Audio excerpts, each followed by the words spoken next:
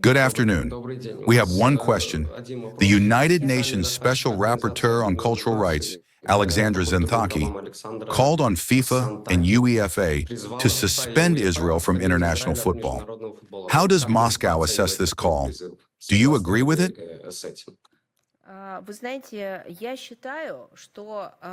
You know, I believe that sport is a specific field with its own unique characteristics and metrics. However, there is something that truly sets it apart from other spheres of human, let's say, creativity or activity. In sport, there are rules.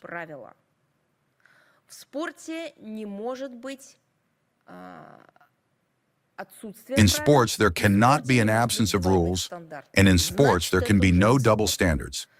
Otherwise, it will no longer be sport, but something else entirely. Call it festivals, forums, creative evenings, whatever you like.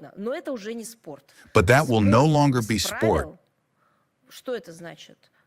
Sport without rules, what does that mean? Regulations, statutes, parameters.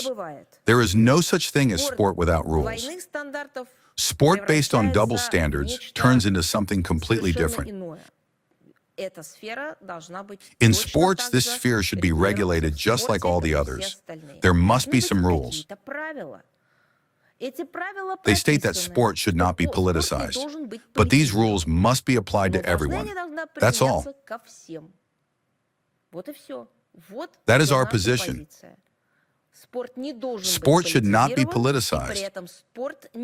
At the same time, sport should not become a field of active application of double standards. Be so kind if you believe that some rules are not clearly defined or leave room for manipulation, then write them out and state how you are going to act. Apply such a rule to everyone. Then everything will be clear to all. But now it is complete chaos and confusion. When, at a political command, perhaps for money, or perhaps out of personal, selfish, or ambitious interests, contrary to the existing rules, people each time, like in a lottery, find out what paradigm they are in. Nothing remains of sport anymore.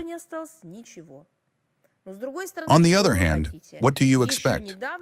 Not so long ago, people of unknown gender were admitted to the Olympic Games. Those with transplanted organs, completely on hormones, who were given certificates. Because supposedly everything is fine, hormones are good, doping is allowed for them.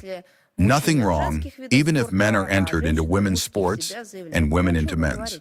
What are you talking about? It is the deepest crisis of the genre, a blow to the global sports movement and to the Olympic movement.